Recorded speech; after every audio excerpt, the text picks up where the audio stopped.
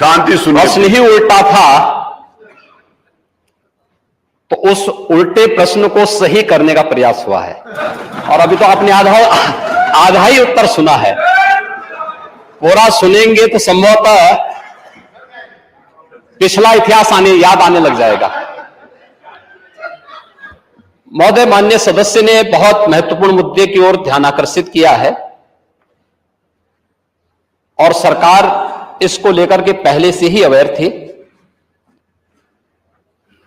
अंतर विभागीय समन्वय से संचारी रोग नियंत्रण के लिए, आपने केवल डेंगू की बात की है, जब वेक्टर बॉर्न डिजीज की हम बात करते हैं तो केवल डेंगू उसमें नहीं आता है।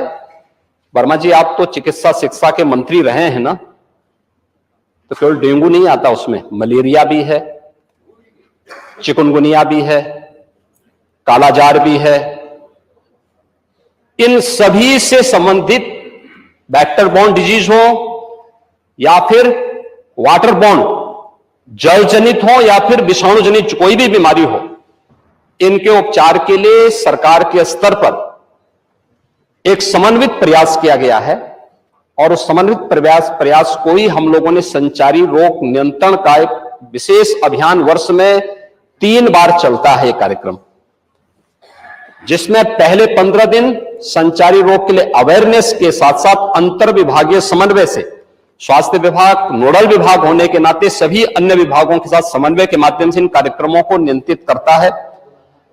इसके बाद डोर टू डोर जाकर के दस्तक अभियान के माध्यम से कहीं भी कोई व्यक्ति जो बुखार से पीड़ित है, उस व्यक्ति को नजदीक के स्वास्थ्य केंद्र में उपचार की सुविधा दिलाने की व्यवस्था करना। उत्तर प्रदेश 25 करोड़ की आबादी का राज्य है और स्वाभाविक रूप से अलग अलग क्लाइमेटिक जोन होने के नाते अलग अलग क्षेत्र में अलग अलग प्रकार की बीमारियां देखने को मिलती हैं। जैसे आप ईस्टर्न यूपी से चल करके नेपाल की तराई से लेकर के सहारनपुर तक देखेंगे तो इंसेफ्लाइटिस से पूरा क्षेत्र प्रभावित था। अगर आप बरेली और बदायूं और उसके आसपास के क्षेत्र को देखेंगे तो ये क्षेत्र मलेरिया से ज्यादा संक्रमित रहता था। वाराणसी से लेकर के प्रयागराज, लखनऊ, कानपुर होते हुए अगर आप फिरोजाबाद, आगरा तक पहुंचेंगे तो ये पूरा क्षेत्र डेंगू से प्रभावित है। अगर बुंदेलखंड क्षेत्र में अगर आप देखेंगे तो ये क्षेत्र चिकुनगुनिया से प्रभावित है। बिहार से सटे हुए जो हमारी सीमाएं हैं वहां पे हम देखेंगे तो कालाजार इन क्षेत्रों में ज्यादा प्रभावी रूप में देखने को मिलता था। और सरकार के द्वारा जो समन्वित प्रयास किया गया है, आपने केवल डेंगू की चर्चा की, बीमारी डेंगू पूरी तरह नियंत्रण में है और सरकार के द्वारा समय पर उठाए गए कदमों का परिणाम था। ये एक प्रकार का फ्लू हो गया है, फ्लू है, आता है, इसका एक अपना एक साइकिल इसका होता है। लेकिन मुझे आश्चर्य होता है कि जो सदस्य यहां पे प्रश्न उठा रहे थे, एक बहुत सीनियर सदस्य हैं, वो तो जब चिल्ला रहे थे तो मुझे उनके स्वास्थ्य की भी चिंता हो रही थी, रविदास मल्होत्रा जी की। उसको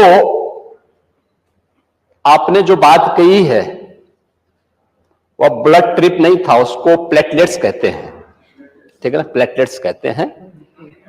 और वह पर्याप्त मात्रा में हर जनपद में आज के दिन पे उपलब्ध है। ब्लड सेपरेटर यूनिट, पहले होता क्या था कि हम होल ब्लड चढ़ाते थे। हर एक पेशेंट पे होल ब्लड की आवश्यकता नहीं, खासतौर पर वायरल जनित जो बीमारियां होती हैं जिसमें डेंगू है या बहुत सारे ऐसे वायरस आते हैं जो प्लेटलेट्स काउंट को कम करती हैं। उन स्थितियों में प्लेटलेट्स की अतिरिक्त आपूर्ति के लिए उस व्यक्ति को उसको बाहर से चढ़ानी पड़ती है। इसके लिए हर जनपद में ब्लड सेपरेटर यूनिट दी जा चुकी है, वे काम करनी शुरू की है। वहां पे हर जगह सरकार के स्तर पर बेहतर प्रयास हुआ है। और जहां तक नेता प्रतिपक्ष के द्वारा यह कहा जाना कि साहब प्राइवेट हॉस्पिटल में, याद रखना डबल इंजन की सरकार है, ये केवल बोलती नहीं करके दिखाती भी है। प्रदेश के अंदर 10 करोड़ लोगों को आयुष्मान भारत और मुख्यमंत्री जन आरोग्य योजना के अंतर्गत 5 लाख रुपए सालाना स्वास्थ्य बीमा का कवर भी ये सरकार उपलब्ध करा रही है। और किसी भी पैनल्ड हॉस्पिटल में, वह सरकारी हो सरकारी में सारी सुविधाएं फ्री में हैं, लेकिन किसी भी प्राइवेट हॉस्पिटल में जाता है तो वहां वे सुविधाएं मिल रही हैं।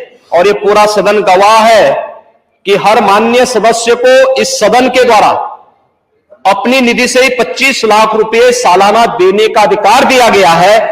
और यही नहीं, मुख्यमंत्री राहत कोष से हम चेहरा देख करके पैसा नहीं देते हैं।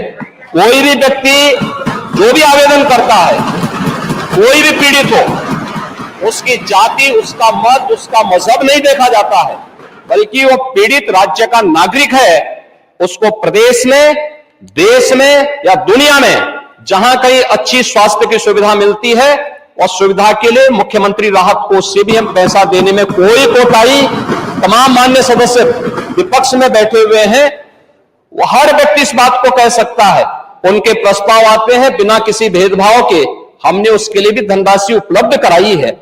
आयुष्मान भारत और मुख्यमंत्री जन आरोग्य योजना भी है, आभारी आदरणीय प्रधानमंत्री जी के, जिन्होंने आयुष्मान भारत जैसी योजना दी, जिसमें हर गरीब से गरीब व्यक्ति भी आज अपना उपचार किसी भी अच्छे कॉर्पोरेट हॉस्पिटल में भी करा सकता है, और देश में भी करा सकता है, दुनिया में भी कहीं करा सकता है।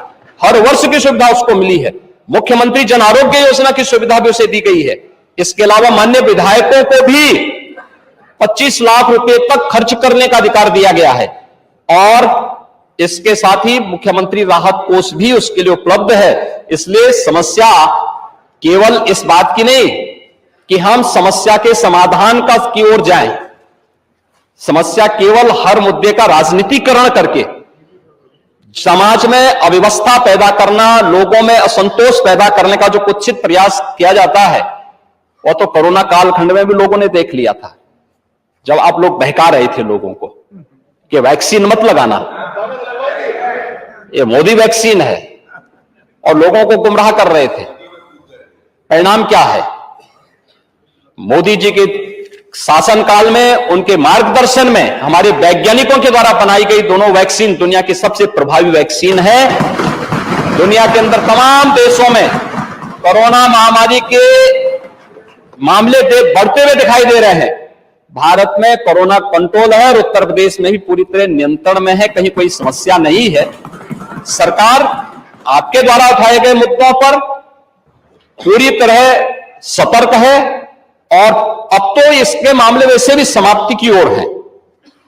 बरसात के समय जल जमाव वाले क्षेत्रों में, अन्य क्षेत्रों में इस प्रकार की बातें देखने को मिलती हैं, और ये केवल डेंगू के मामले नहीं होते, इंसेफ्लाइटिस के भी मामले होते हैं, मलेरिया भी होता है, कालाजार भी होता है, चिकनगुनिया भी होता है।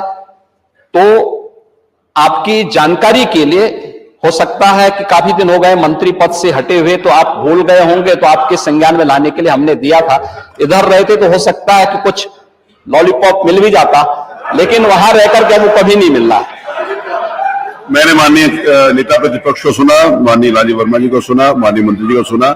ये नियम 56 के अंतर्गत नहीं है। अध्यक्ष महोदय, अध्यक्ष महोदय, माननीय नेता सदन की मैंने बात सुनी, और वो लगा कि थोड़ी देर के लिए लगा कि वो MBBS डिग्री हासिल किए हुए हैं, डॉक्टर लगे। वेक्टर बॉर्न डिजीजेस के बारे में उन्होंने चर्चा की।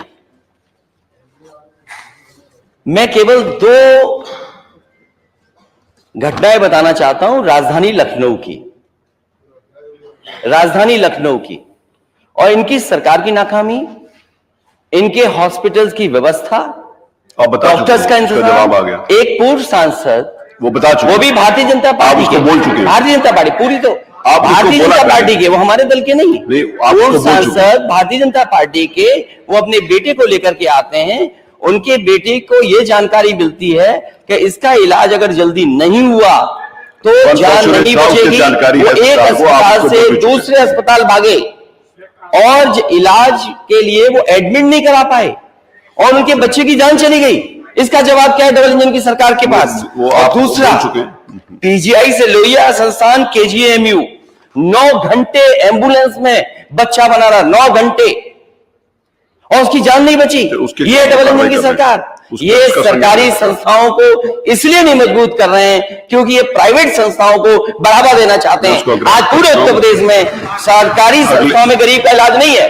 अगर ये सरकार बताए, इतने दावे कर रही है सरकार, ये सरकार बताए कि एक जिला अस्पताल बनाया हो जहां पर गरीब का इलाज हो रहा हो, एक जिला अस्पताल, ठीक, चलिए एक जिला अस्पताल अब जहां गरीब को पर्याप्त इलाज मिल जा रहा हो, वो बनाया इस सरकार ने, तो हमें बताया अभी। जिला अस्पताल एक ही होता है।